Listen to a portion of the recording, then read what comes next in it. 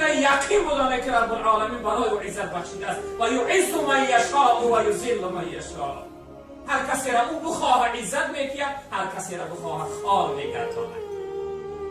شخصیت های عزیزی که امروز شما میبینه یا الله عزیز گردانده است و شخصیت های ذلیلی که امروز میبینه اینها را رب العالمین ذلیل گردانده است. حضرت امام حسن بصری رحمت الله علیه روز در خانه‌اش نشسته بودن، یکی سر مثال می‌داره. یک گدای درش زده، برادران عزیز خوب اهمیت میده. گدای در حضرت زد، در کشادن، این گدا داخل شد. گدا گفت به حق خدایگان سه برای من سائل است و من طلبنده هستم. حضرت نزد مهمان داشتم مثل که حاجی برین در نزد مهمان ها کمی گدا را نصیحت کردن امام حسن. شما جوان هستی، همین صحت داره، جسم و بدن شما خوب است، ولی کار کنه تلبیدن در شریعت اسلام حرام است. گدا از بس که در نزد مردم زیاد بودن شرم کرد، حیا کرد، ازا کشید. ازای مؤمن حرام است. از خانه حضرت امام حسن میگه بیرون شد و گریه کرده بیرون شده رفت.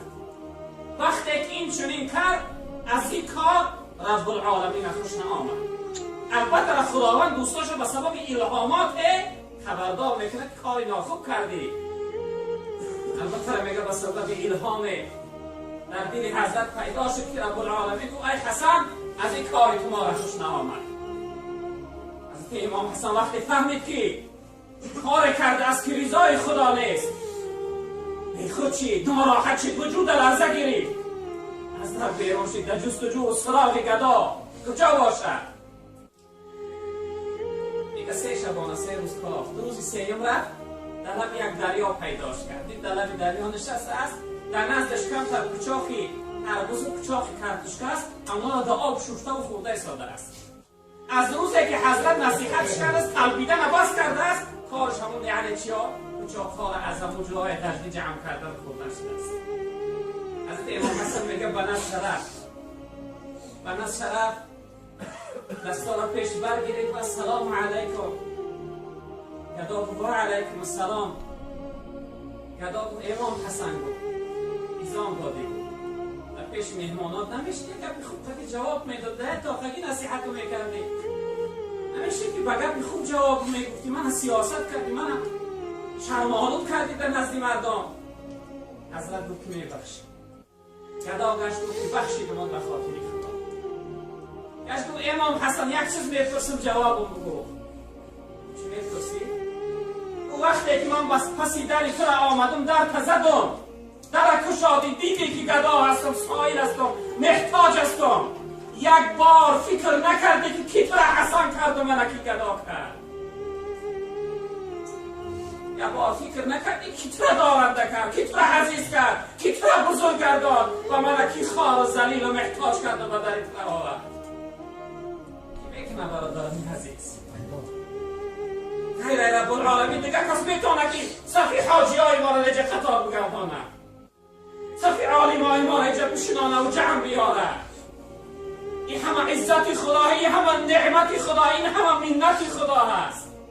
آقا شما برادران عزیز بزرگوار باید زیادتر شکر گزار باشیم که عزت خداوند برای ما بخشیده است. به قدر این نعمت برسیم برادران عزیز، در فکر اختلاف و تفریقه هم دیگر نباشیم. رب العالمین در قرآن ما را امر میکنه که واعتصموا بحبل الله جمیعا ولا تفرقوا.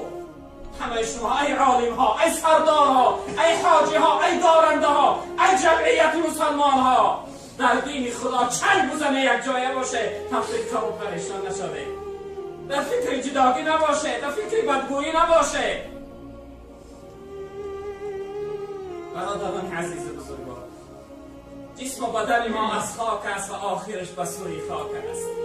لحظه اندکی عمر کرای بد دیدن نداره، لحظه اندکی عمر کرای گناه کردن نداره، لحظه اندکی عمر کرای در غفلت گذراندن نداره. برادران عزیز بزرگوار، به قدر این لحظه ها برسه، غافل مباش بنده که عمرت دوباره نیست. ذکر خدا بگو که از مرگ چاره نیست، در راه حق بکوش که فرصت غنیمت است. زیرا که روزی مرگ به کس آشکار نیست. آنها که کهن بودند، آنها که نوند، چون از پی همدیگر آیند و روند. این ملک جهان به کس نماند جاوید، رفتند و رویم باز آیند و روند. پدرهای ما در کجا هستند؟ بزرگوارهای ما در کجا هستند؟ در خانه های خاک خواب هستند، در خانه های قبر. یک روزی دیگر نوبت ما میشه و رفتن برادران عزیز. آخر جدا میشویم، امروز جداگی نکنیم. به قدر نعمت های خدا برسیم.